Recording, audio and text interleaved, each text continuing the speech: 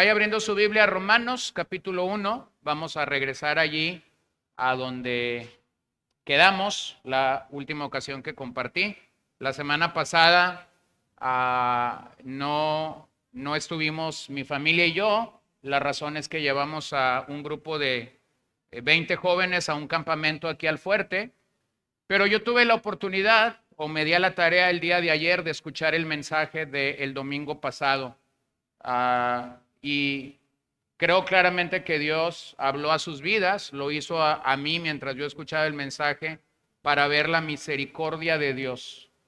La forma como nosotros somos salvos o como nosotros fuimos salvos es gracias a la misericordia de Dios. No hay uno solo en este lugar, no ha existido una sola persona en toda la historia del cristianismo que haya podido llegar a experimentar la salvación sin que la misericordia de Dios le fuese mostrada. O sea, somos salvos porque Dios nos mostró su misericordia. Entonces nunca deberíamos dejar de alabar a Dios por su misericordia, de adorar a Dios por su misericordia y de bendecirlo porque Él ha tenido a bien extender su brazo de misericordia sobre nuestras vidas. Si esa fuera la única dádiva misericordiosa de Dios, es decir, que experimentar la salvación fuera la única muestra de su misericordia, fuese suficiente para que todos nosotros caigamos de rodillas y lo adoremos. Pero la verdad es que no es su única obra misericordiosa, ¿no? Cuando lees a Jeremías, está escribiendo este libro que conocemos como Lamentaciones, es un lamento, es decir, la condición presente de Jeremías para escribir Lamentaciones es una situación lamentable. Ha visto la gloria de Jerusalén y ahora está viendo a Jerusalén en ruinas. Sin embargo, él declara esta gran verdad: nuevas, Señor, son tus misericordias. Recuérdeme cuándo dice Jeremías que sus misericordias son nuevas. Cada mañana. Entonces, vuelvo a decirlo, si solo el Señor te hubiera mostrado misericordia por salvarte, fuese suficiente para que le adoraras el resto de tu vida. La verdad es que todos los días experimentamos nuevas misericordias del Señor. Nuevas misericordias del Señor. Y eso es algo maravilloso para nuestras vidas. Bueno, quiero regresar a la carta a los Romanos. Estamos en una sección de la carta a los Romanos, en Romanos 1, del 8 al 15. Estamos nosotros revisando estos versos que son previos a que Pablo declare la tesis de esta carta. Recuerden que la tesis está en el verso 16 y 17, donde Pablo está diciendo que no se avergüenza del evangelio. Pero antes de llegar a la tesis, Pablo está diciéndonos cómo su vida está permeada por el evangelio. Cómo su vida realmente está inmersa en el evangelio desde la mañana hasta la noche, desde que estaba camino a Damasco y el Señor lo encontró hasta su último hálito de vida, cuando fue decapitado bajo el imperio de Nerón. Y hemos revisado en la sesión previa 5 maneras en las que nosotros podemos servir al evangelio. Entonces yo nada más voy a revisar eso. ¿Cómo podemos servir al evangelio? Agradece a Dios lo que el evangelio está haciendo. Eso fue la primera forma. Segundo, predico el evangelio. Una segunda manera como yo muestro mi acercamiento al evangelio es que predico el evangelio. Número 3, orando por los que el evangelio ya alcanzó. Orando por la gente que está alrededor de mí, orando por los hermanos de la iglesia, orando por otros creyentes que han venido creyendo alrededor del mundo. Número 4, yo puedo servir al evangelio edificando a otras personas, y eso es con dones espirituales. Pablo le ha dicho a los romanos: quiero ir donde ustedes están porque tengo algo que compartirles. Quiero compartir de los dones espirituales que el Señor me ha dado, y principalmente entendemos que lo que Pablo está diciendo ahí es: quiero llegar a Roma para predicar el evangelio. Y finalmente dijimos que una quinta manera de servir al evangelio es animándonos mutuamente, es decir, dando aliento a otros creyentes. Entonces, hermanos, nosotros nunca sabemos, porque eso opera así, cuándo Dios puede usar tus palabras, cuándo Dios puede usar tu oración, cuando Dios puede usar una expresión hacia otro hermano para brindarle ánimo, para brindarle aliento. Recuerdo de aquella hermana que ya está con el Señor, había iniciado esta obra junto a mis papás y a los hermanos que iniciaron esta obra, y en algún momento de su vida tuvo que ir a radicar a Mexicali, y cuando ella fue a radicar a Mexicali, llegó y buscó una congregación, y resulta que la congregación a la que llegó era una congregación de miles de personas. Ese fue el lugar más cercano, más cómodo para ella para ir, y entonces comenzó a ir a esta congregación por espacio de algunos meses, y no lograba tener contacto con muchos hermanos, porque en una congregación donde hay más cientos o miles de personas es difícil tener un contacto personal. Entonces recuerdo que ella me platicó de esta experiencia cuando va este domingo a la iglesia, y ella dice: Señor, si es tu voluntad que yo me quede en esa congregación, muéstrame que esta es la congregación donde tú quieres que yo me quede, porque yo estoy lista realmente para irme. He estado meses en esta congregación y yo no tengo un contacto, yo no tengo una forma por la que quedarme en esta congregación. Bueno, ella llega a la congregación y resulta que un joven se levanta, viene y la abraza y le dice: hermana, la he estado observando por algunas semanas que usted viene aquí y yo no me había presentado. Entonces este joven la abraza, abre su billetera y le regala $100.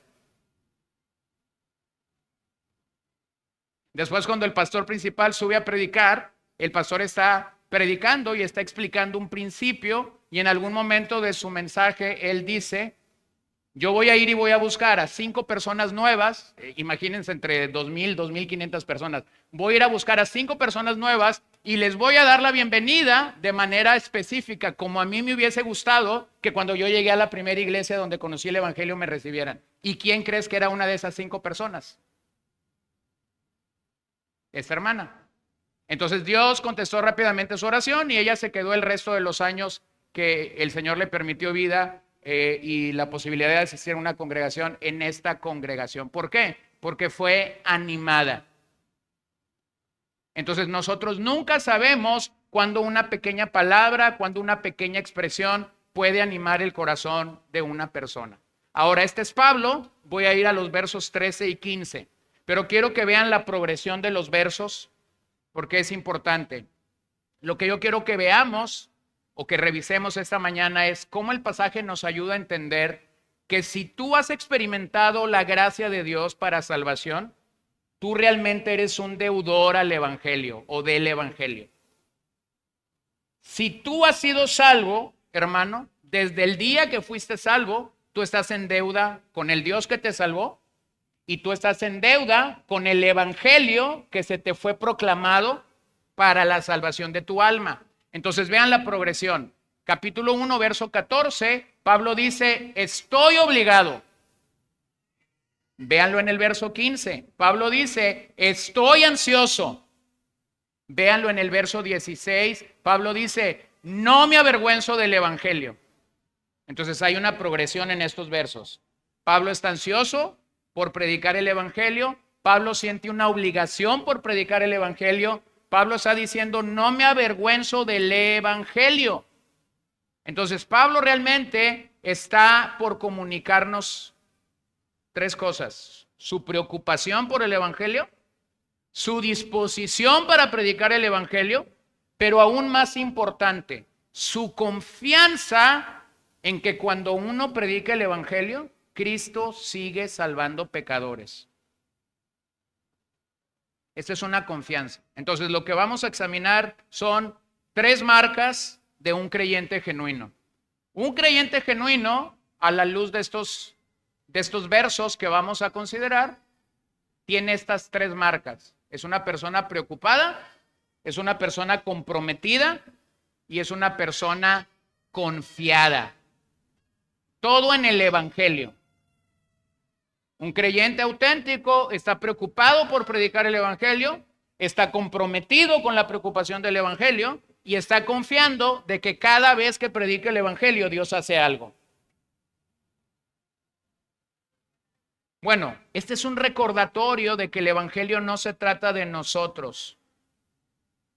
Pablo no es una persona ensimismada. Pablo no es un predicador arrogante que quiere que otra gente lo conozca. Pablo no es el predicador que quiere salir en todos los carteles. Pablo no es el tipo de predicador que quiere estar en todos los lugares y que su nombre sea ahí algo prestigioso. No, Pablo está comprometido con la obra de Dios y así deberíamos de ser nosotros. A nuestra carne nos agrada, escucha bien esto, a nuestra carne le agrada que cuando hacemos algo bien, seamos reconocidos. A ver, señoras, ¿acaso no les gusta que cuando han guisado frijoles, acaso no les gusta que después la retroalimentación venga y sea algo como esto? Están maravillosos tus frijoles, están sabrosos. Se ríe Paola porque hay una historia cerca de nosotros de esta señora y su madre. Ya yo era un niño y ellas eran grandes, pero este siempre era el comentario editorial de esta hermana. Llamaba a su hija por su nombre y le decía: te quedaron gloriosos los frijoles. Y siempre era un tanto exagerada para decir la frase. A veces eran gloriosos, espectaculares, espléndidos, maravillosos. Pero siempre sabíamos nosotros, siendo unos niños, que iba a llegar el momento en la mesa donde los frijoles iban a ser alabados. A tu carne y a mi carne le gusta el reconocimiento cuando hacemos algo en todos los tenores.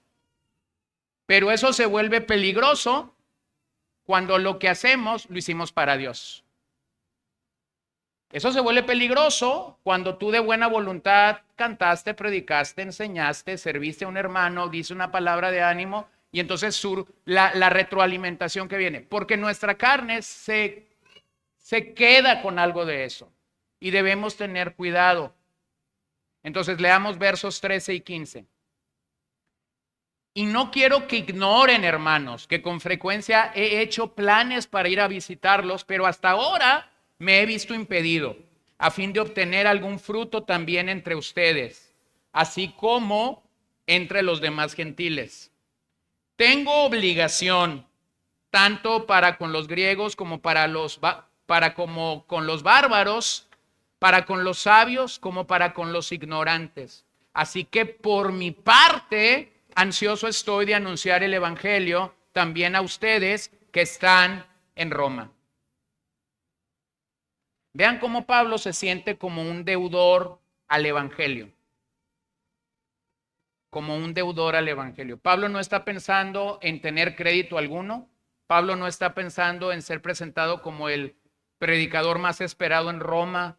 Pablo está pensando únicamente en que él necesita predicar el evangelio. Yo recuerdo, era un niño, pero estábamos en una reunión.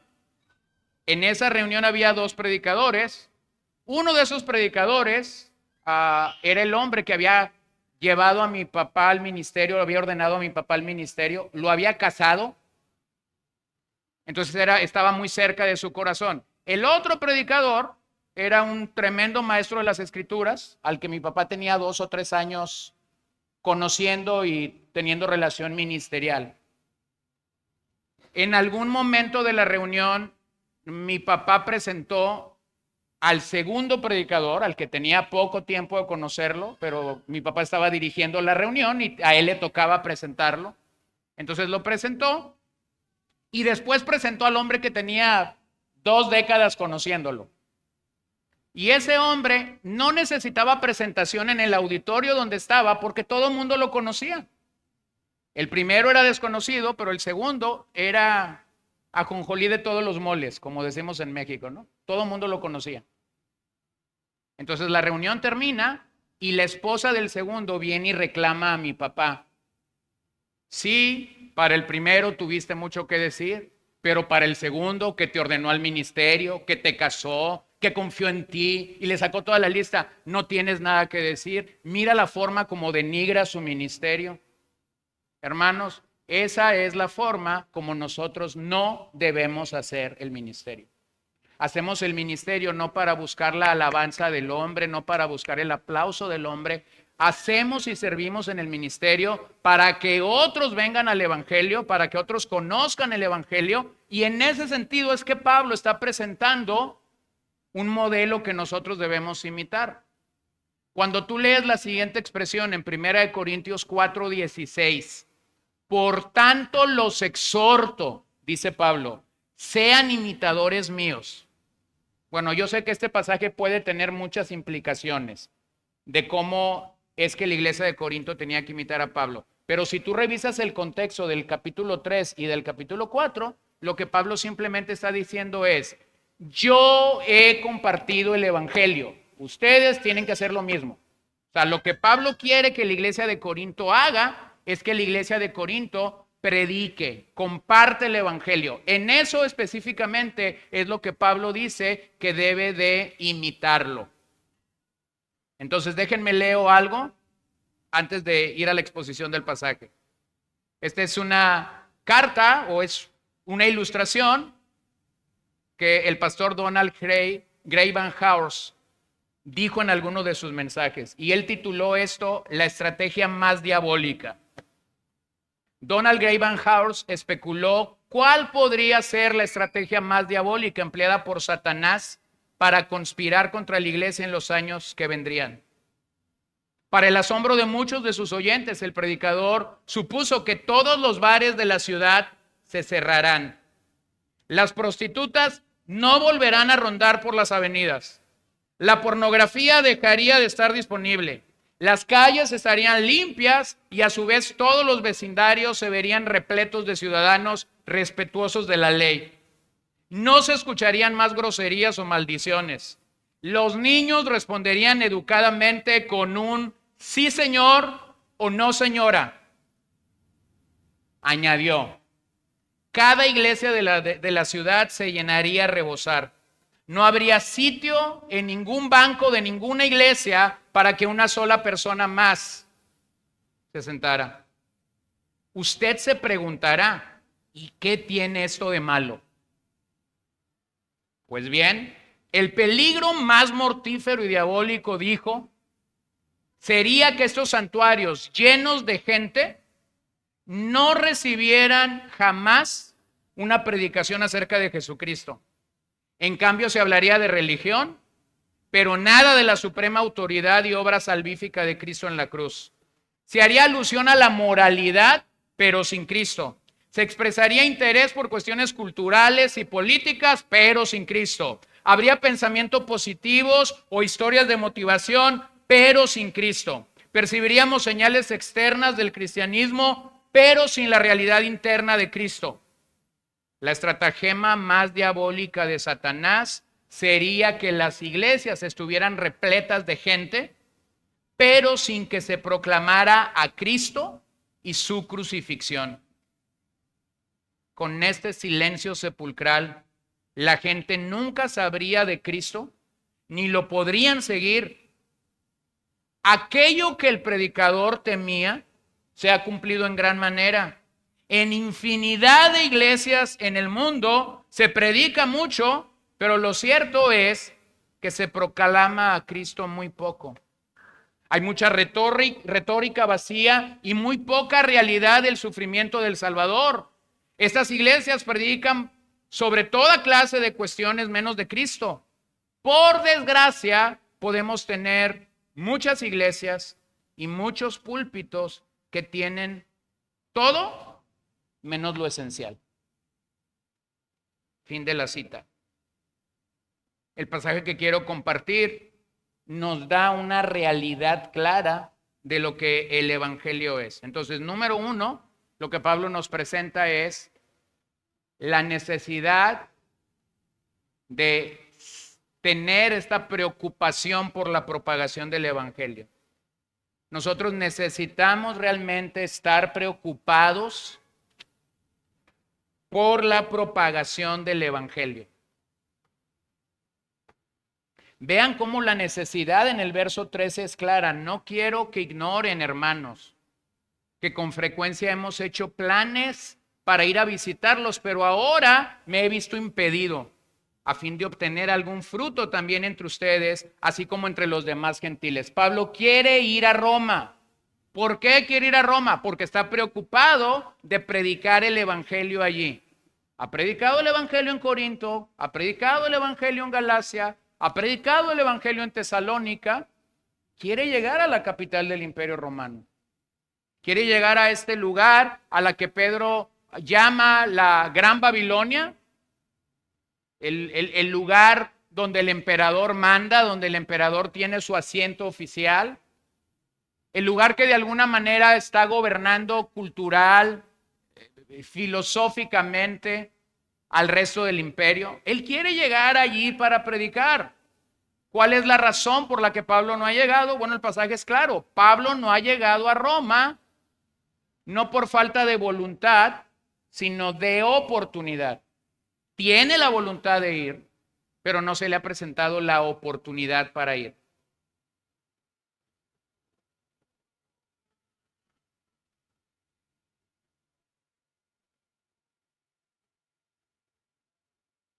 No se le ha presentado la oportunidad para ir.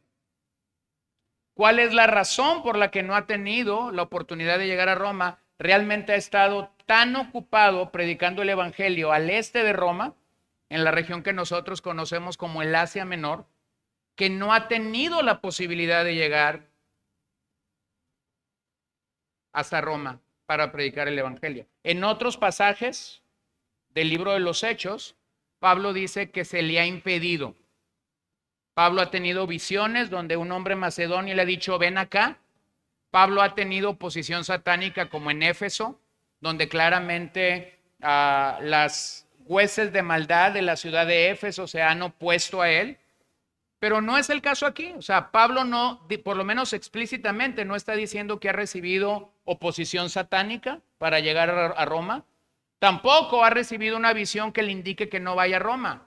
Entonces, no es una cuestión de voluntad, no es una cuestión de oposición, simplemente es una cuestión de agenda. No ha tenido la oportunidad de llegar a Roma y por eso es que él se siente preocupado de llegar a Roma a predicar el evangelio. Así que no hay indicio de oposición diabólica, simplemente sus ocupaciones misioneras se lo habían impedido. Bueno, eso se puede ver de maneras diferentes. Hace unas semanas yo había recibido una invitación para estar sábado y domingo ministrando en una iglesia en Culiacán y íbamos saliendo de aquí un domingo y mi esposa me dice, ¿vamos a ir a Culiacán? Era como 3 o 4 semanas después de ese domingo que ella me estaba preguntando y estaba todo este escenario de violencia en Culiacán y yo le dije, bueno, no creo pertinente llevarlas a ustedes, pero posiblemente lo que hago es subo a 2, 3 varones conmigo en el carro, voy el sábado a lo que tengo que ir, duermo allí, predico en la mañana y salgo corriendo de la iglesia para regresar a casa. Estábamos en esa conversación cuando me entró un mensaje de este pastor y me dice, los líderes y yo hemos hablado y creemos que no es oportuno que tú vengas en este momento a predicar con nosotros. Bueno, no es falta de voluntad, es falta de oportunidad. ¿Sí lo ven? Eso es lo que está pasando con Pablo, simplemente. Era una falta de oportunidad. Pero vean otros pasajes, por ejemplo, Hechos 19, 21. Pasadas estas cosas, Pablo decidió en el espíritu ir a Jerusalén después de recorrer Macedonia y Acaya, diciendo, después de que haya estado allí, debo visitar también Roma. ¿Sí se dan cuenta? Está concentrado en la región de Macedonia y de Acaya. Necesita ir a Jerusalén a llevar una ofrenda a los santos. Y luego dice, y cuando haya cumplido esto, voy a llegar a Roma. Entonces, Roma está en su corazón. Pero no ha llegado el punto de que su agenda y su corazón se pongan de acuerdo. Lo vemos en el 23:11 de Hechos. A la noche siguiente el Señor se le apareció a Pablo y le dijo, ten ánimo, porque como has testificado fielmente de mi causa en Jerusalén, así has de testificar también en Roma. Entonces vean cómo Dios viene a la vida de Pablo y lo anima en este deseo que había de Pablo de llegar a Roma. Entonces el Señor tiene que animarlo. Pero ¿qué es lo que Pablo viene mostrando a lo largo de su ministerio? Una preocupación por predicar el evangelio en Roma. Bueno, nosotros debemos de estar muy agradecidos con Dios de que Pablo no llegó a Roma cuando quería llegar. Y les voy a decir por qué es que debemos de estar muy agradecidos con Dios de que Pablo no haya llegado a Roma por cuando él quería llegar. Gracias a que Pablo no llegó a Roma, fue inspirado por el Espíritu Santo a escribir una carta a los romanos, que es la carta que tú y yo tenemos en nuestras Biblias después del libro de los Hechos y antes de Primera de Corintios, tenemos 16 capítulos de una carta que se llama Romanos, y esto es la introducción del ministerio de predicación pública de Pablo en Roma. Es decir, gracias a que Dios le dijo no por algunos años, es que Pablo escribe a los romanos. La carta llega a Roma y 3 años después llega el autor. ¿Lo ven? Entonces, esta es otra cosa por la que nosotros debemos de estar agradecidos con Dios. Eso es la providencia de Dios. En la providencia de Dios permitió que Pablo escribiera a los romanos y que 3 años después llegara a Roma como un preso domiciliario y que desde su casa, desde su prisión domiciliaria, pudiera predicar de Cristo entre los romanos. Así que el apóstol a los gentiles no está preocupado por ser conocido como el gran predicador, como el gran ganador de almas. No, no está preocupado porque la gente lo identifique como alguien que sirve al Señor. No, de eso, hermanos, hay un montón en la iglesia. Gente, predicadores, evangelistas, músicos, maestros de niños, ujieres, de lo que usted me ponga por delante. Gente que se quiere promover a sí mismo. Eso no es el ministerio. Nosotros necesitamos orar continuamente para que el Señor purifique nuestras motivaciones. No estamos aquí para proyectarnos a nosotros mismos. Estamos aquí para comunicar a Cristo a otra gente. Entonces, el ministerio no es el fin en sí mismo. El ministerio es la herramienta que Dios nos da a cada uno de nosotros para proclamar las buenas nuevas de salvación. Véanlo en el caso de Jesús cuando está allí en Nazaret. El Señor me ha enviado a proclamar las buenas nuevas de salvación, a proclamar libertad a los cautivos. Eso es el evangelio. Proclamamos a Él, no nos proclamamos a nosotros mismos. O como Pablo dice a los Corintios, predicamos a Cristo, no nos predicamos a nosotros mismos. Entonces Pablo tiene una gran preocupación por llegar a Roma, porque el Señor lo ha venido utilizando en Asia Menor, ganando pecadores. Ahora Él quiere llegar a Roma para que el evangelio pueda brillar en la vida de otros pecadores y estos pecadores puedan ser salvos. ¿Qué nos recuerda este principio? Nos recuerda que cuando Dios planta su palabra en algún lugar, a la par planta su reino. Es decir, Él viene a reinar, sí, sobre el corazón de las personas que viven allí, pero a través de esas personas el evangelio tiene la posibilidad de ser comunicado y de brillar sobre más corazones. Miren, escuchen a Pablo en 2 Corintios 5:14, pues el amor de Cristo nos apremia, habiendo llegado a esta conclusión que uno murió por todos y por consiguiente todos murieron. La palabra ahí apremia es la misma palabra que ya leímos. El amor de Cristo nos obliga. Eso pareciera ser contradictorio en una era de tantos sentimientos. ¿Cómo que el amor de Cristo nos va a obligar? ¿A qué nos va a obligar? Pero necesitamos quitar nuestras emociones del mensaje del evangelio. Nuestras emociones nos pueden llevar a lugares equivocados. Así lo dice la Biblia y así lo debemos creer. El amor de Cristo nos apremia, nos obliga a hacer algo. En ese sentido, todos nosotros, y no solo los que tenemos la gran oportunidad, el gran privilegio de servir en la predicación, pero todos nosotros debemos estar involucrados en la extensión del evangelio. Todos.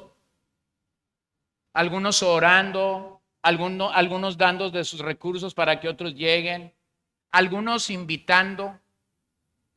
Vean a ese apóstol en el grupo de Jesús. Su nombre es Andrés. Cada vez que Andrés hace algo, perdón,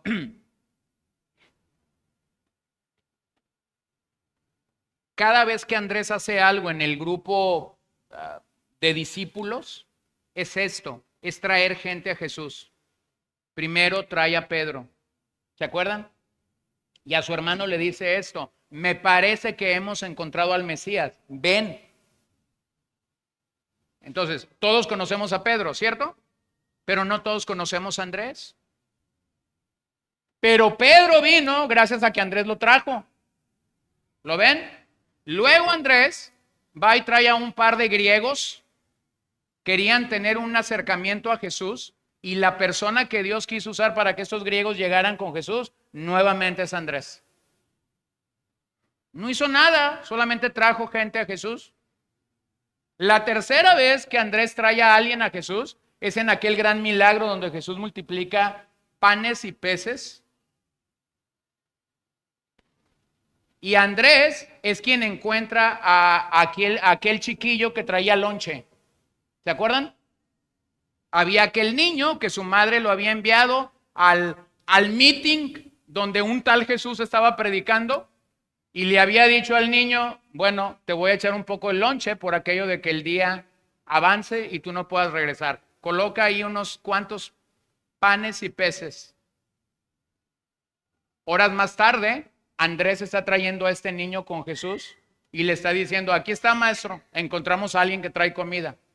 Esa poca comida entre la multitud era nada. Es más, ni para Andrés y Pedro alcanzaba. Pero entonces Jesús toma lo poco de aquel niño y hace un tremendo milagro. Entonces, ¿qué está haciendo Andrés estas 3 veces?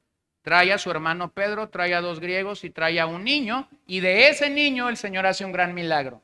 Entonces, a veces hay gente que no va a hacer mucho, aparentemente, más que traerte gente.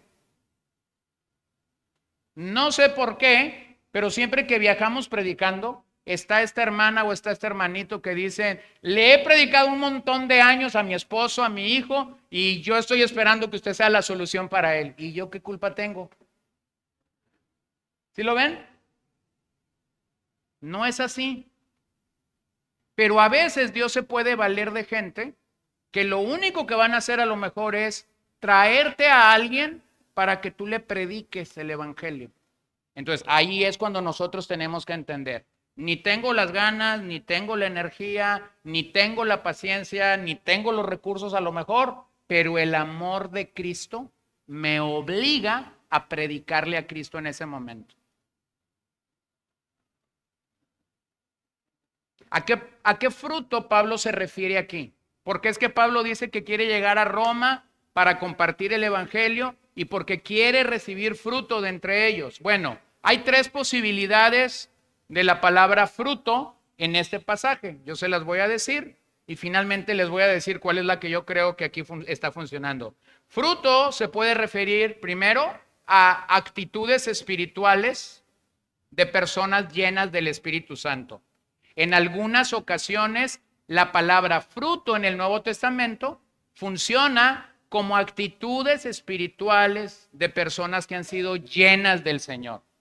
Gálatas 5, 22 y 23 habla del fruto del Espíritu Santo, ¿no? Mas el fruto del Espíritu Santo es amor, gozo, paz, dominio propio. Contra tales cosas no hay ley. Lo que ahí está viendo Pablo son actitudes espirituales de personas llenas del Espíritu Santo.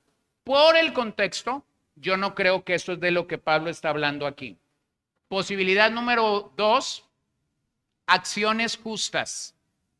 Acciones justas.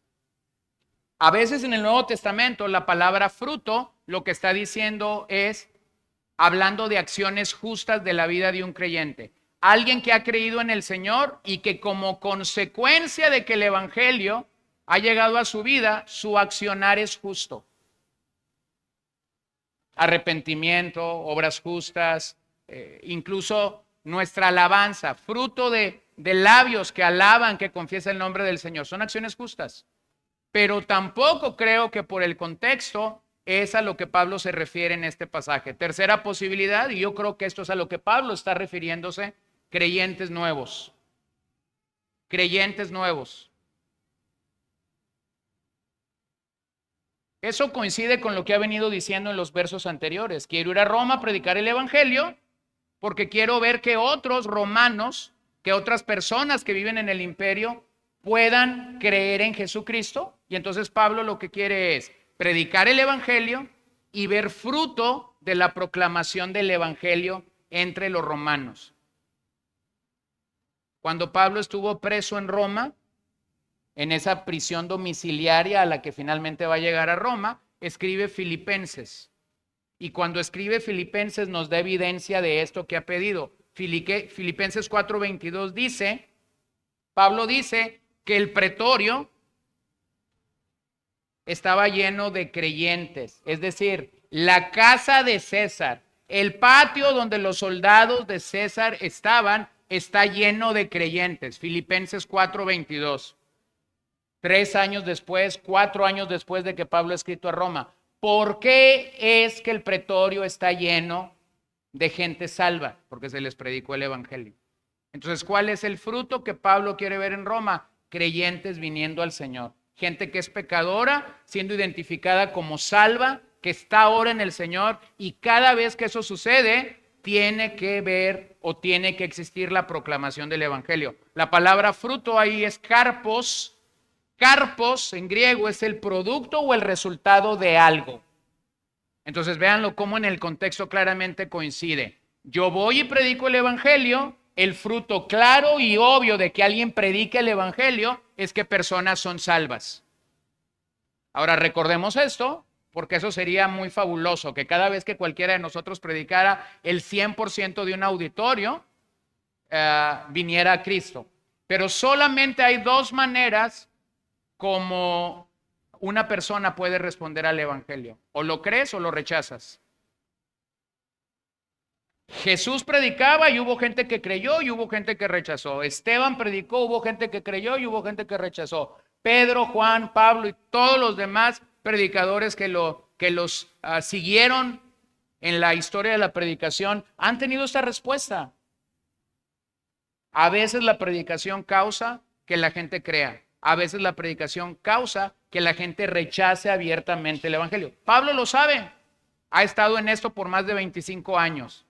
Pero cuando está queriendo llegar a Roma dice, yo quiero ver el fruto de la predicación. El fruto ahí entonces es que cuando él predique, algunos romanos vengan al Señor. Esa palabra carpo se usa 67 veces en el Nuevo Testamento y literalmente la idea que hay de esa palabra es el árbol que da fruto. El manzano que da manzana, el mango que da mango, la sandía dando sandía. O sea, el fruto es conforme a la naturaleza. El fruto de la predicación del evangelio es que gente sea salva. ¿Va a ser rechazado? Sí.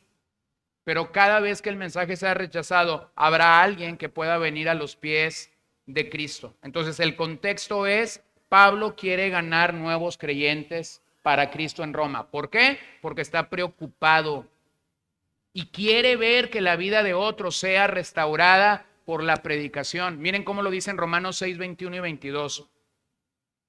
¿Qué fruto tenían entonces en aquellas cosas de las cuales ahora se avergüenzan?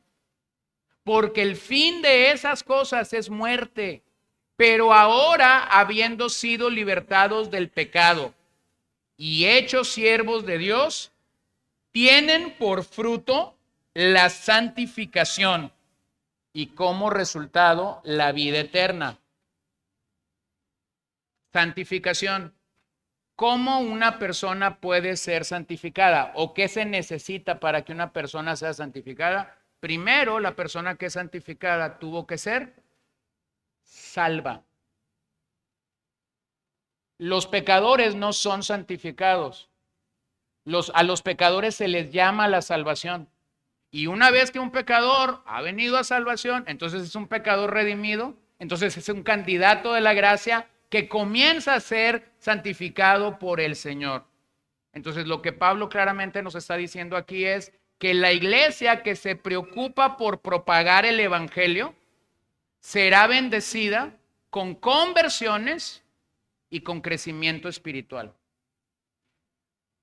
Cuando tú tienes una iglesia, cuando tú tienes pastores, cuando tú tienes hermanos en una localidad que están preocupados por predicar el evangelio, entonces el fruto obvio de esa preocupación, el fruto obvio de esa predicación es conversiones, y a la par que hay conversiones, la gente está creciendo espiritualmente. Son dos cosas que una iglesia tiene que experimentar.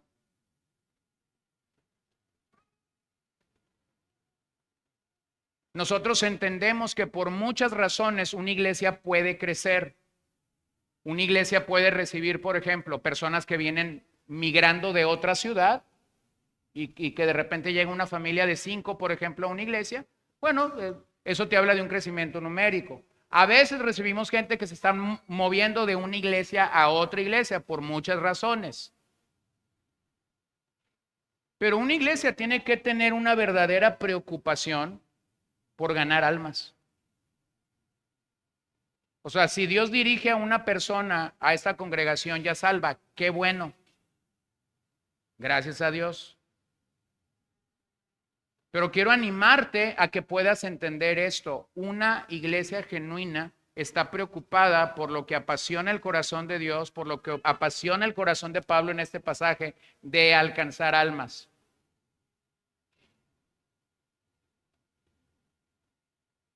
Bueno, no es común, pero hace unas semanas atrás, creo, agosto o septiembre, nosotros estábamos un viernes o un sábado en la noche bautizando a 11 creyentes, y yo estaba el lunes en la mañana en la prisión de mujeres bautizando a 3 creyentes. Entonces, en un fin de semana, yo estaba bautizando a 14 personas.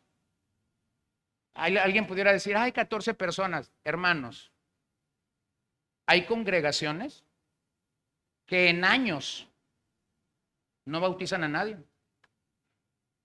Están creciendo, pero no hay bautismos. ¿Cómo están creciendo? ¿Porque gente se está moviendo de otras iglesias o porque gente cristiana se está mudando a esas iglesias? Pero esa iglesia no está experimentando nuevas conversiones.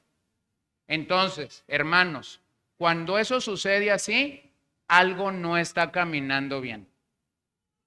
Porque yo puedo tener la doctrina más santa y más sana que yo creo, pero la sana doctrina realmente debe impulsarme a la sana práctica.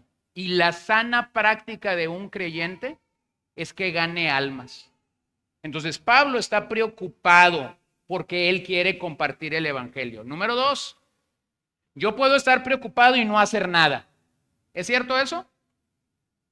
A veces estamos preocupados, ¿no? De hecho, la palabra preocupación tiene un prefijo pre que habla de hacer algo antes de que las cosas están pasando, ¿no? Es como cuando tienes ahí en tu casa un personaje, faltan 100 días para que sea su cumpleaños, pero se levanta un día y dice, ya voy a cumplir años. Faltan 100 días. Be happy, sé feliz. Desayuna, come y cena por 100 días. Espera que llegue el día. Oh, ¿y qué me voy a poner? ¿Y a quién voy a invitar? Esa preocupación a veces nos saca de la jugada a la que el Señor quiere que lleguemos. Escuchen a Pablo en el verso 14, y para nosotros es el punto número 2, comprometidos por la propagación del evangelio. Escuchen a Pablo aquí. Tengo obligación tanto para con los griegos como para con los bárbaros, para con los sabios como para con los ignorantes. Esa preocupación que Pablo tenía de propagar el evangelio era más que una preocupación, era un compromiso. Él se sentía comprometido, y ese compromiso yo creo que lo tenemos que ver en dos directrices, horizontal y vertical. Ese compromiso que Pablo siente primero es con el Dios que lo salvó, con el Hijo que fue enviado a morir por nosotros en la cruz, con el Espíritu Santo que lo trajo convicto de pecado. Pablo realmente está comprometido con la Trinidad para predicar el Evangelio, pero esa deuda también tiene que ver con una realidad. Pablo ha recibido la gracia de Dios, pero alrededor de Pablo hay gente que no ha recibido esa gracia. Entonces Pablo se siente comprometido con Dios y comprometido con esta gente que no tiene a Cristo para predicarles el Evangelio. Entonces la deuda de Pablo aquí es esta. Es la obligación de predicar el Evangelio. Pablo se siente obligado a predicar el Evangelio.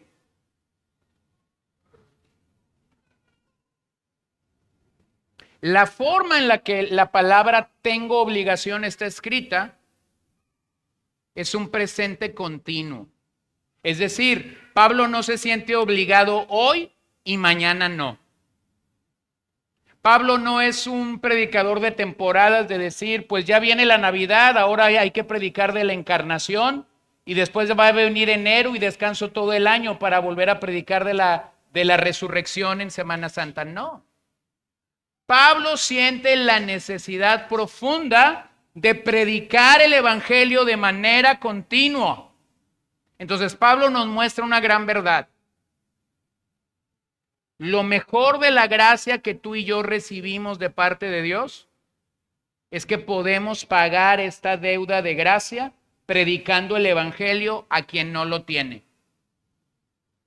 ¿Cómo le dices a Dios gracias por la salvación de la cual me diste? ¿Cómo le dices a Dios gracias que me salvaste? Compartiendo el Evangelio. Predicando el Evangelio, con propios y con extraños, con los que conoces como con los que no conoces.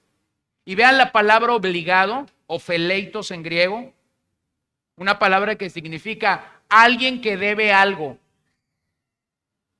Es una deuda personal o una deuda moral. Pablo siente que tiene una deuda personal o moral con Dios y con las personas en cuanto a predicarles el Evangelio. ¿Cómo se expresa esa obligación?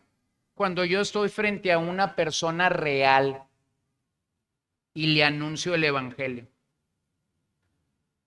Cuando tú estás frente a tu vecino, cuando tú estás frente a tu compañero de trabajo, frente a tu familia que no tiene del Señor y le estás compartiendo el mensaje del Evangelio. Eso es lo que Pablo está diciendo aquí. Y vean cómo Jesús lo dijo en el Padre Nuestro. Perdónanos nuestras deudas, como también nosotros perdonamos a nuestros deudores. Vemos claramente ese sentido de deuda en la oración de Jesús en el Padre Nuestro. Entonces, hay una manera como nosotros que estamos obligados a responder al Evangelio. Podemos salir de esta deuda. Una deuda, por cierto, que jamás vamos a liquidar. No porque prediques a una persona significa que tu deuda fue saldada. Pablo se ve con una deuda eterna, pero Pablo está respondiendo a esa deuda de una manera real y práctica al compartir el Evangelio. No está en la Biblia, pero mi abuelita me lo decía cuando yo era un chiquito. Y ella me decía de repente, ve con Luis Lauro y pídele 1 kilo de queso fiado y unas sábanas de harina. Allá en Sonora ustedes recuerdan de estas tortillotas de harina. Mi abuela tuvo la culpa. Ella es la que es la culpable de comer tortillas de harina. Entonces me decía mi abuela, ve con Luis Lauro y pídele fiado. Luis Lauro era el de Lavarrotes. Y me daba un billetito y ella me decía esta frase, el que abona pagar quiere. Santa Cuquita 1:5. Entonces, cuando una persona que ha sido salva predica a una persona que no es salva, el que abona pagar quiere. Es decir, te sientes con la responsabilidad de predicar a esta persona porque el Señor mismo te ha dicho la forma como nosotros podemos decir gracias. No es cantando, no es cantando, porque a veces podemos cantar de las almas y ve y dile a las montañas que Cristo es el Señor. Bueno, un himno magnífico de Navidad, ¿no? Ve y dile a las montañas. Pero podemos cantar ve y dile a las montañas y tu vecino está en pecado y no le has dicho nada. Entonces, ¿para qué caso tiene cantar ve y dile a las montañas que el Señor ha nacido ya si no tienes el valor de ve y dile a tu vecino que el Señor ha nacido ya? ¿Sí lo ven, hermanos? Entonces, la gracia de Dios perdona nuestras deudas, pero nosotros somos deudores de Dios. Somos deudores de Dios. La gracia te convierte en deudor de otros que necesitan la gracia igual que tú. A veces nosotros cuando ya estamos medios santificados, medios piadosos o a veces medios beatos, a veces nosotros decimos, oh, es que yo no creo que Dios pueda salvar a este pecador. Yo sé que nadie aquí lo ha dicho. Pero cuando tú dices esa frase, cuando yo uso esa frase, debemos recordar que un día la gracia de Dios nos alcanzó.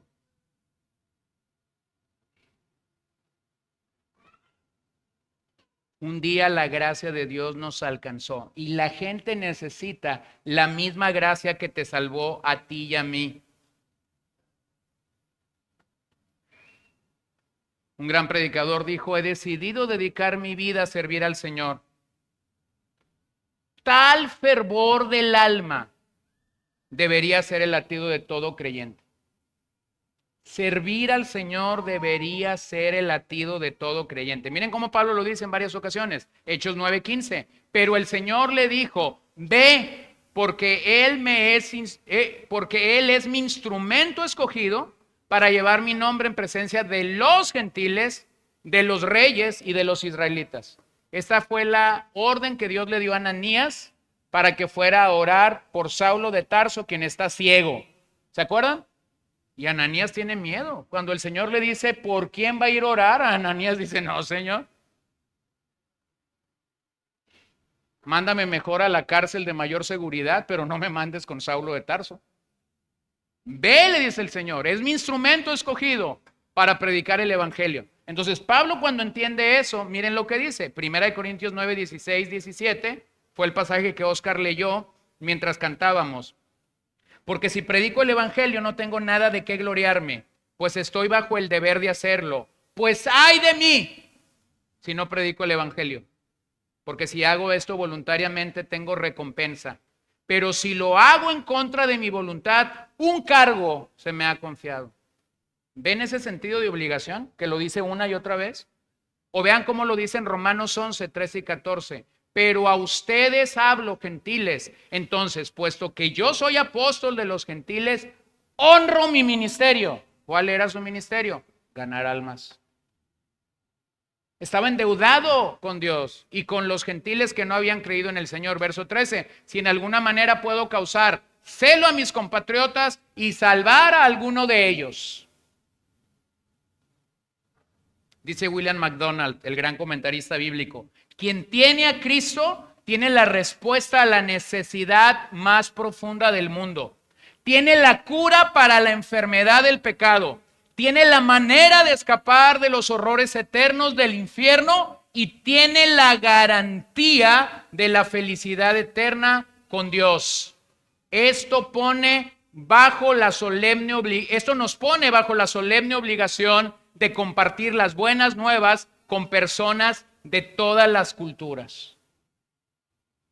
Y Pablo utiliza 4 expresiones que realmente vienen a ser 2, porque él no está describiendo a 4 tipos de personas, está describiendo simplemente a 2. Los griegos se consideraban sabios. O sea, si algo distingue a la cultura griega, era su sabiduría, sus sofos. Los bárbaros, a los que Pablo está dirigiéndose ahí, eran señalados de forma despectiva como ignorantes. Entonces pareciera ser que los griegos y los bárbaros en este pasaje apuntan realmente a todas las naciones. Todas las naciones Pablo las califica como inteligentes, sabios y torpes o tontos, o simplemente como griegos y bárbaros. Ahora, históricamente se cree que en Roma había muchos griegos, había mucha gente dominada por la cultura griega y eso los hacía ver como gente sabia.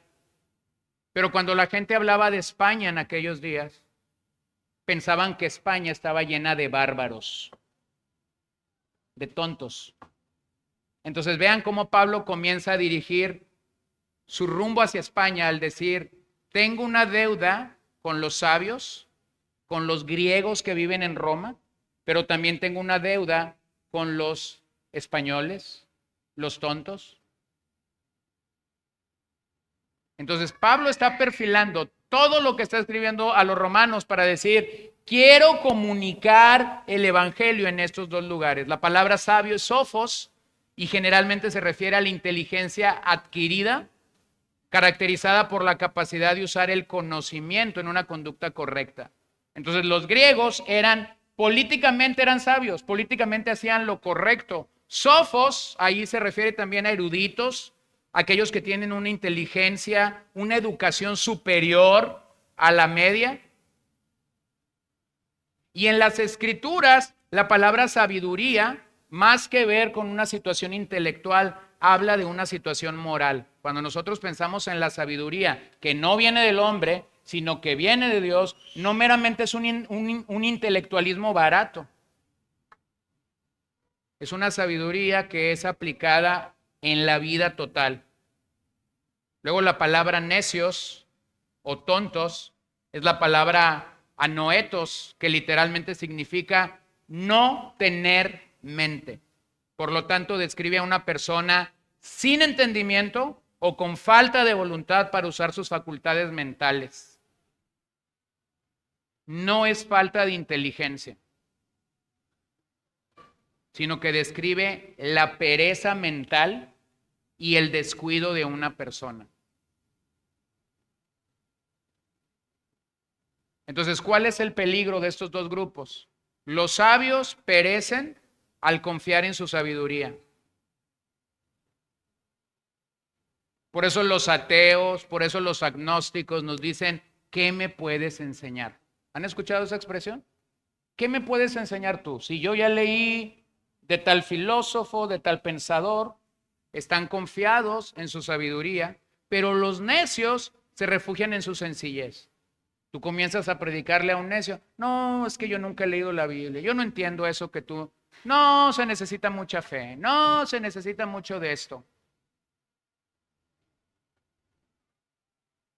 Es en ese contexto que Pablo escribe en el capítulo 2 a los Romanos, verso 11, porque no hay acepción de personas.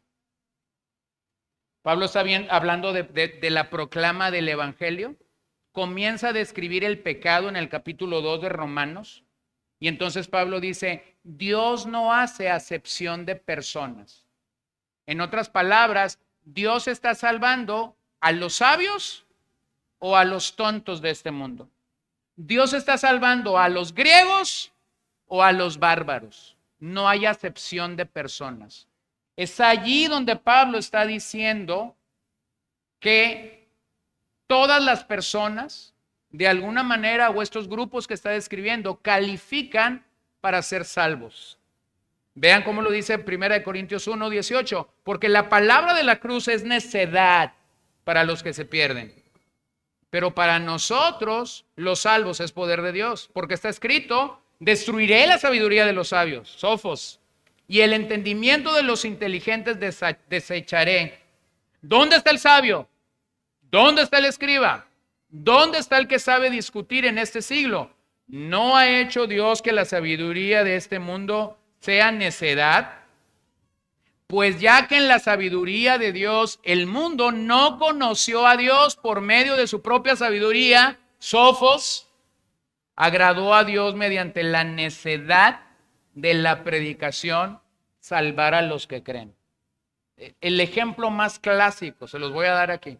Tú le predicas a una persona que no es salva. Esta persona está anclada en su sabiduría. Y al final de que tú le describiste el evangelio, le describiste la obra de la cruz, le dijiste de la resurrección y le dijiste, ahora aquí está el mensaje, necesitas responder al evangelio. Porque cada vez que proclamamos el evangelio, tenemos que llamar a la persona a que tenga una respuesta. La gente tiene que responder al mensaje del evangelio. Entonces a mí me lo han dicho. ¿Así de fácil es?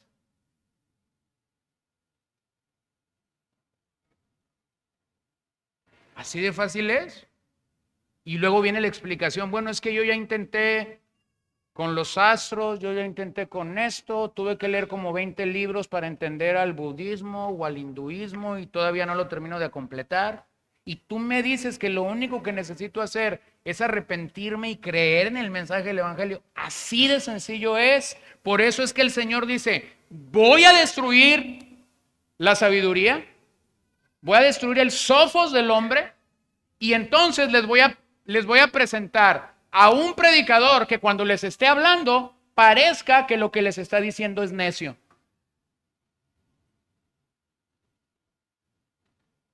Agradó a Dios mediante la necedad de la predicación salvar a los que creen. Entonces Pablo no solamente está preocupado, Pablo realmente está ocupado en predicar el mensaje del evangelio. Vean lo que John Piper dice de este pasaje. La cultura, la inteligencia y la educación no te califican para el evangelio de la gracia. Y el ser inculto y analfabeto no te descalifica para el evangelio de la gracia. No hay calificaciones para esta gracia. Pablo no es deudor de nadie porque ellos califiquen, porque de hecho nadie califica para la gracia, porque entonces la gracia no sería gracia.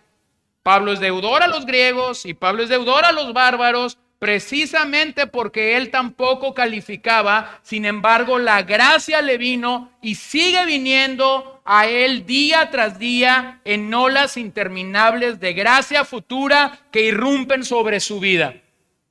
Y yo digo eso, amén. La gracia de Dios vino a nuestras vidas cuando fuimos salvos. La gracia de Dios viene a nuestras vidas cuando estamos predicando el evangelio. La gracia de Dios viene a nuestras vidas en esas olas futuras que irrumpen en la vida. Pero mi pregunta en este segundo punto es, ¿sentimos esta urgencia? ¿Sientes esta urgencia de compartir el evangelio con otros? Mi querido hermano, déjame recordarte algo ya para ir al punto 3 y cerrar. Predicar el evangelio no es algo opcional. Si tú has tomado predicar el evangelio como algo opcional, termina tus vacaciones ya. Predicar el evangelio no es opcional. Predicar el evangelio aquí es una obligación.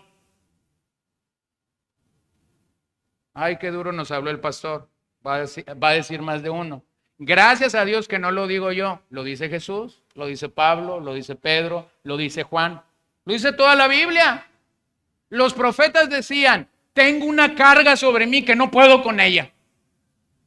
¿Lo ven? Entonces has recibido una gracia, eres deudor a esa gracia y hay un montón de gente a tu lado que necesita esa gracia. Dásela. Dale la gracia de Dios a esa gente. Número 3. Entonces pasamos de la preocupación a la ocupación de predicar el evangelio. Y finalmente, cuando has predicado, confía en la propagación del evangelio. Debemos estar confiados en la propagación del evangelio. Verso 15. Así que por mi parte ansioso estoy de anunciar el evangelio en Roma. También a ustedes que están en Roma. Estaba ansioso. Y yo creo que esa palabra debe comunicar a nosotros que debemos liberar toda nuestra energía y todos nuestros recursos para propagar el evangelio. toda nuestra energía y todos nuestros recursos deben estar disponibles para propagar el evangelio de Jesucristo. Todo lo que eres, todo lo que tienes, todo lo que soy. Si me toca abrir mi casa para que mi casa sea un lugar de predicación, abro mi casa. Ay, Señor, ya me metí en problemas. Pero es que, pastor, ahora en el Buen Fin acabo de comprar una sala Boal y me costó no sé cuántos miles de pesos. ¿Cómo cree usted que yo voy a abrir mi casa? ¿De veras tu sala es más grande que la gracia? Si esa es tu condición, te espero ahí en la bandera para predicarte el evangelio personalmente. ¿Sí lo ven? O está el hermano que dice, pastor, ore por mi carro porque acá el Señor me bendijo y me dio este carro. Y luego yo le digo a la gente, ¿y cómo quieres que ore? Porque una vez oré por un carro, o oré con un hermano que había comprado su carro, a la semana siguiente estaba lloviendo. Y yo le digo a ese hermano, ¿podrías llevar a tal persona a su casa para que no tome un camión? Y tristemente el hermano me dijo, no puedo, pastor. ¿Cómo se va a enlodar mi carro? Mejor le pago un taxi. ¿De veras? ¿No has entendido la gracia? O sea, no es, vean lo que estamos comparando, lo eterno con lo temporal. Entonces, no hay manera en la que yo pudiera limitar lo que tengo o lo que Dios me ha dado para que otros vengan al evangelio.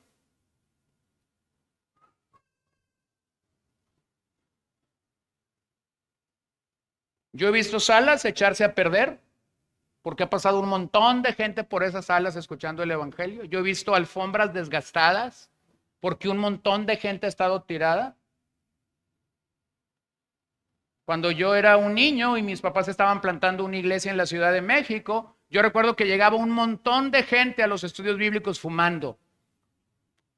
Y pues yo no entendía, mis papás no fumaban, el dueño de la casa no fumaba, pero a la hora que había estudio bíblico había gente fumando. Y yo recuerdo que el dueño de esta casa a la segunda reunión llegó como con 10 ceniceros y los acomodó por toda la sala para que los que fumaban ahí tuvieran donde colocar sus cenizas. Pero nunca les dijo no fumen.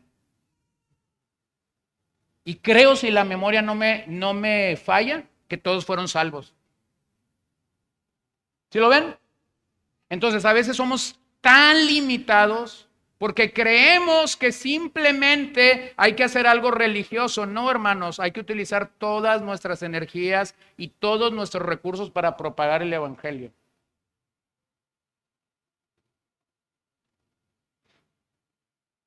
Cuando una iglesia está involucrada en problemas internos, en chismes, en mitotes, en cosas que no se van a arreglar porque son cuestiones de la carne, nuestras energías se desbordan ahí, pero dejamos de ganar almas. Dejamos de ganar almas. Y Dios no me mandó a andar de mitote en mitote ni de chisme en chisme. Dios me mandó a ganar almas. Cuando alguien viene y me dice, pastor, es que no tengo nada que hacer, gana un alma para que te des cuenta que hay mucho que hacer. Gánate un alma, disipula un alma y después me dice si tienes chance de chismear y de mitotear. Cuando la gente se enfoca en lo que realmente es la obra del ministerio, entonces se da cuenta de algo. Híjole, qué desenfocado he estado. ¿Lo ven? Entonces, ¿qué quiere Satanás? Que tú y yo, como Pablo le dijo a Timoteo, no te enredes en los mitotes o en los asuntos de esta vida, sino sé un fiel soldado de Jesucristo que sufre penalidades. Cuando una persona realmente está haciendo esto, está enfocado en lo que Dios quiere que haga, utilizando toda su energía y todos sus recursos para hacer esto. Me encanta esta expresión de lo que es el evangelismo de D.T. Niles. D.T. Niles dice, el evangelismo es un mendigo diciéndole a otro mendigo dónde conseguir el pan.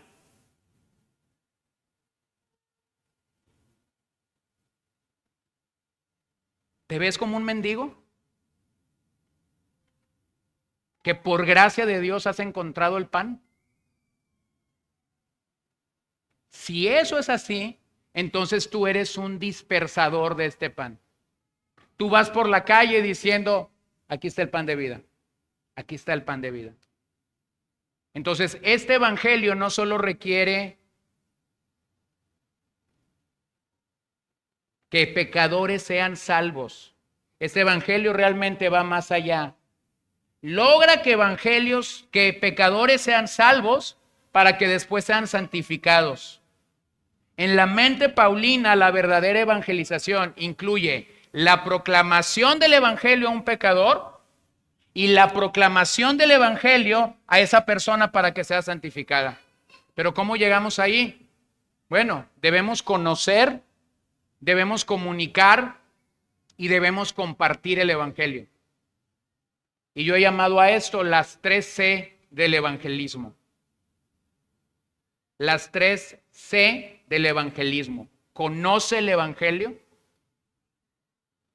comunícalo, compártelo.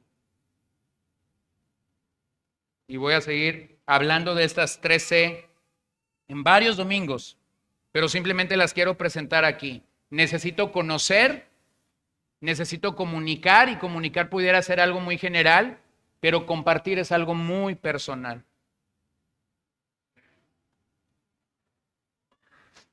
¿Cómo está tu pasión? ¿Cómo está tu sentir? La palabra entusiasmado aquí es protumos y denota la disposición, la buena disposición, la inclinación de Pablo. Significa que él está ansioso y dispuesto para ser útil a Dios, para predicar el evangelio en Roma. Jesús utilizó esta palabra prótumos en su famoso mandato a sus discípulos cuando les dijo: velad y orad para que no entréis en tentación. El espíritu está pronto, pero la carne es débil. Y cuando usa velad y orad, usa imperativos presentes. En otras palabras, nosotros necesitamos esta carga, esta pasión para compartir el evangelio. No solo necesitas preparación física, no solo necesitas preparación intelectual, necesitas el celo de Dios para hacer su obra. Y esa no te lo dan los libros. Nuestros días están plagados a veces de gente que ha estudiado un pasaje, que está próxima para predicar un pasaje de las Escrituras, pero cuando tú los escuchas predicar, carecen de celo, carecen de pasión para comunicar el mensaje. Ni sus esposas ni sus hijos le creen lo que están predicando, porque no tienen el celo de Dios en sus vidas para comunicar esto. Está como esta historia de un hermano predicando, instando a la gente a que ore, y está diciendo: hermanos, necesitamos orar, y todo su mensaje está en que necesitamos orar, y está la esposa ya al final de la silla, y la esposa está diciendo: qué raro, este hombre nunca ora en la casa. Y en vez de que la esposa esté diciendo amén al llamado del predicador, ella está diciendo: qué raro, nunca lo veo orar en la casa. ¿Por qué está diciéndole que a los hermanos que necesitan orar?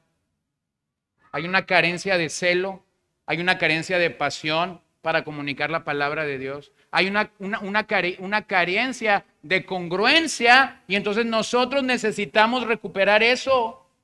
Puedes tener la preparación física, te pudiste haber cambiado, bañado, peinado, tienes la preparación intelectual, has pasado un buen tiempo con tu Biblia, con algún par de comentarios, pero si no tienes la pasión para hacer eso, entonces el fruto no puede ser muy evidente. Hay dos elementos importantes entonces. Uno, el llamado a predicar,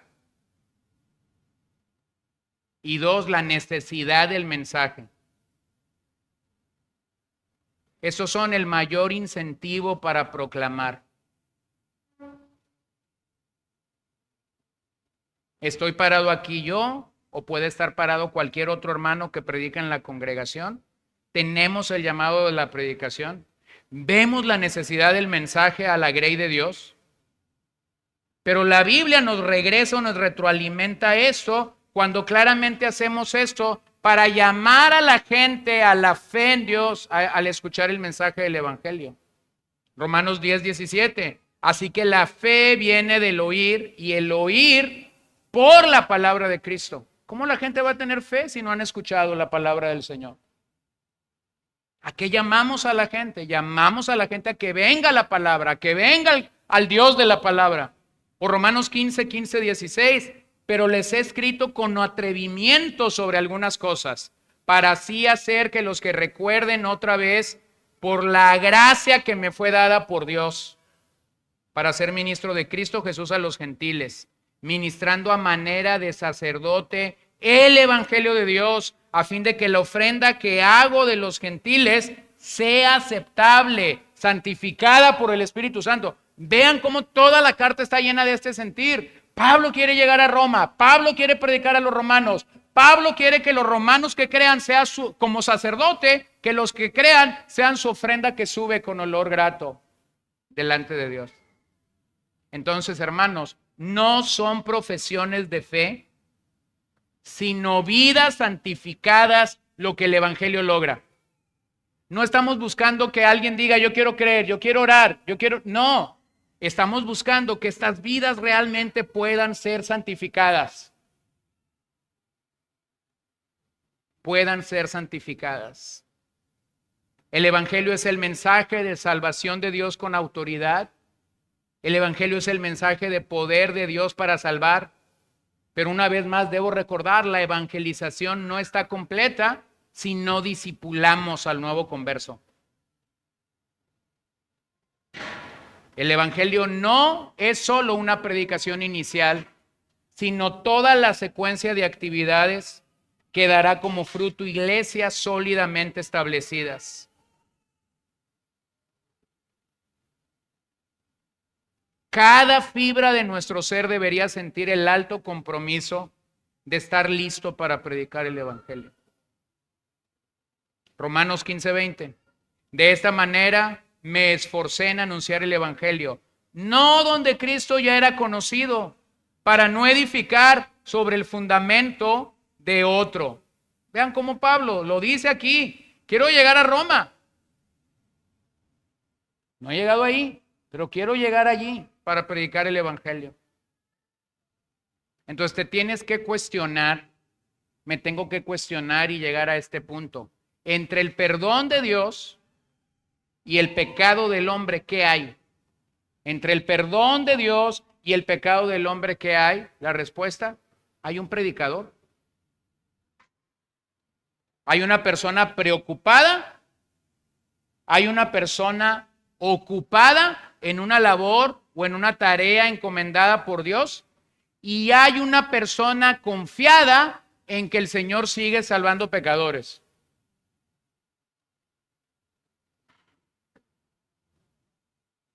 Entonces tú te paras en un lugar, puede ser este púlpito, puede ser la mesa de una casa, puede ser la sala de un hogar, estás debajo de un árbol, estás frente a un río.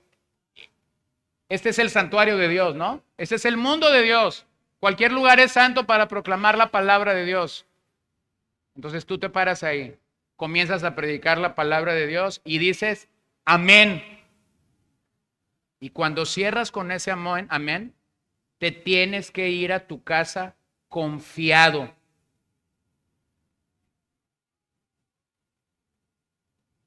Confiado. Hiciste lo que tenías que hacer.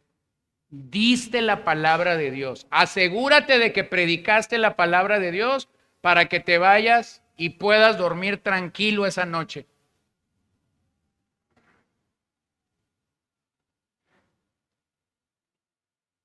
Cuando recién me casé y de momento mi esposa no iba conmigo a alguna reunión y yo llegaba en la noche a la casa y ella me hacía la pregunta, ¿cómo te fue? Y vuelvo a decir, esta no es una respuesta, lo voy a decir así, no es una respuesta petulante, esta es una respuesta confiada. Yo le decía a mi esposa, a mí siempre me va bien. Porque sabía cuál era mi labor, predicar el mensaje. Bueno, con el paso de los años mi esposa dejó de preguntarme eso. Ahora son mis hijas las que me preguntan cuando yo llego a casa después de haber predicado, ¿y cómo te fue? Y yo ya no tengo que contestar porque yo ya entrené a mi esposa. Y mi esposa contesta y dice, a él siempre le va bien porque predica la Biblia.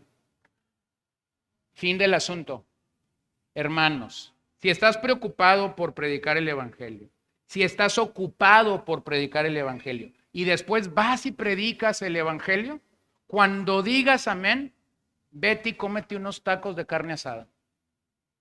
Me invitas a mí y damos gracias a Dios por la obra que has hecho. Confía en el poder de la palabra, es lo que quiero decir. Confía en que lo que has hecho es lo correcto.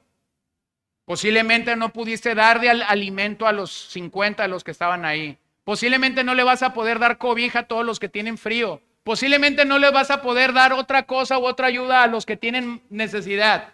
Pero nuestra prioridad y nuestra deuda de gracia es dar el evangelio con quien no lo tiene. Entonces ya lo diste, confía.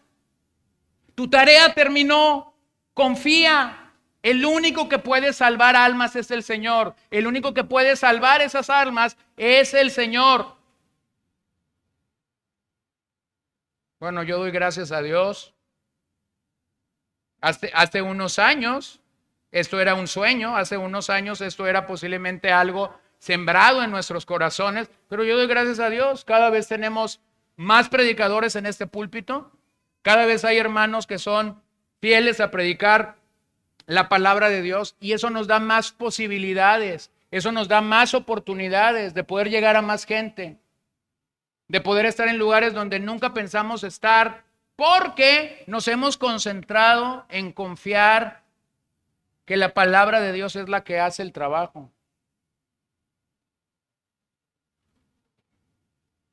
Cuando pensamos en lo que esta iglesia local está haciendo, nosotros tenemos que traducirlo de esta manera. Esta no es, líbreme el Señor, pero esta no es mi iglesia. La cabeza de esta iglesia es Cristo. Cuando usted piensa en el ministerio de esta congregación, no debe pensar en mí de manera unidireccional. Yo cada vez predico menos aquí, usted se puede dar cuenta. Bueno, más o menos. Más o menos el 60% del año, o el 50%.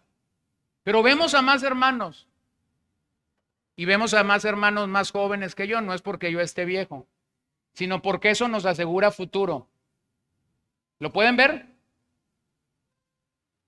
Cuando yo veo hermanos que predican que rondan los 30, bueno, yo digo, por lo menos hay una generación que viene detrás de nosotros, a la que hemos entrenado y a la que le hemos ayudado a confiar en el poder de Dios al predicar la palabra.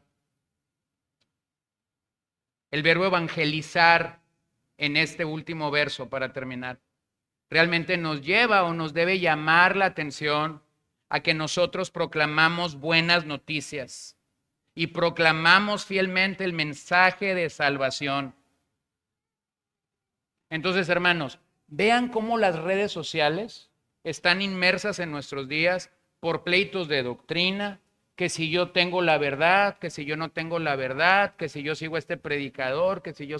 No, hermanos, si la iglesia realmente se diera a la tarea de la evangelización, no tendría tiempo para andar peleando todas estas cosas.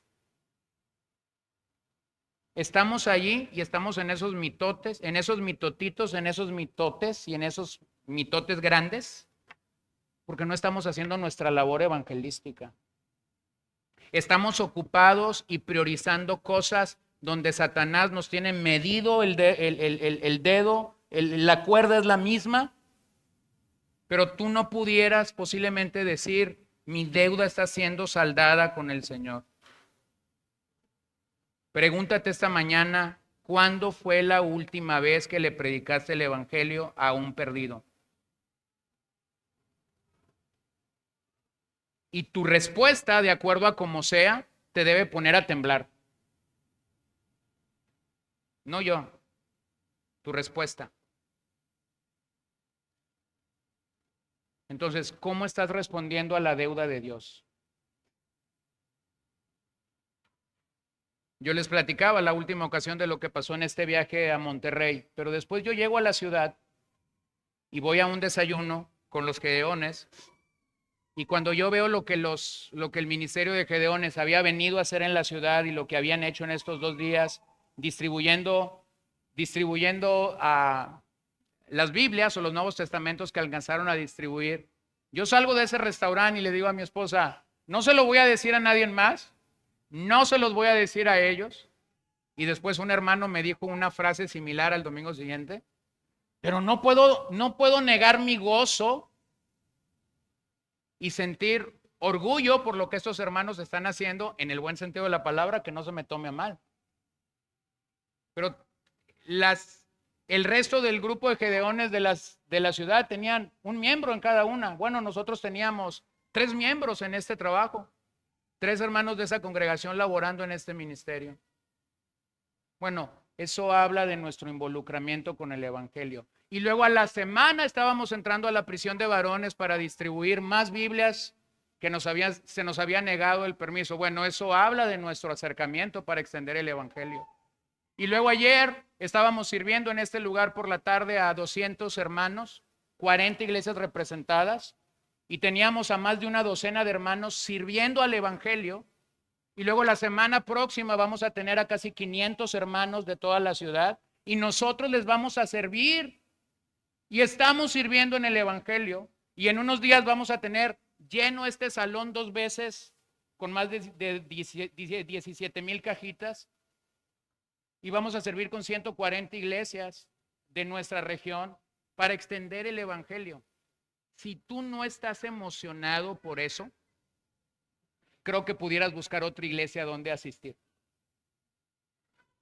Si tú no ves con claridad lo que Dios está haciendo en nosotros, con nosotros y por nosotros, posiblemente estás en el lugar equivocado.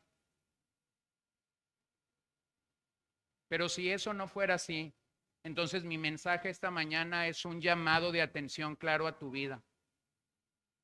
Si tu emoción no pudiese estar encendida con eso, entonces mi mensaje claramente a ti esta mañana es: hola, despierta, despierta, despierta, despierta. Señor, ayúdanos a venir a ti con un temor santo y reverente, de saber que la obra de Dios sigue requiriendo hombres como Pablo, que se sienten preocupados, se sienten ocupados y también se ven confiados.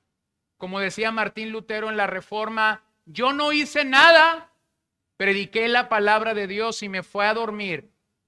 Y cuando desperté, la palabra de Dios lo había hecho todo. Oh Señor, que nosotros podamos caminar y crecer en esa confianza.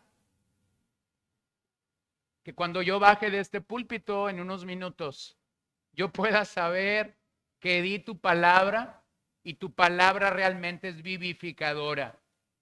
Que cuando mis hermanos regresen a casa, regresen a sus lugares, ellos puedan saber que escucharon tu palabra y que nuestra demanda es comunicar tu palabra con otros. Llénanos de denuedo, llénanos de pasión por el evangelismo. Danos realmente a Cristo de tal manera que nosotros podemos comunicar tu palabra con otros. No permitas que nuestras luchas internas, que nuestra carne y que el maligno domine nuestros pensamientos, nuestra mente, de tal manera que nosotros quedemos fuera de la jugada. Ayúdanos a vernos como lo que somos, candidatos de tu gracia, hombres y mujeres que están endeudados con Dios y con los que no te tienen, para que comuniquemos tu palabra.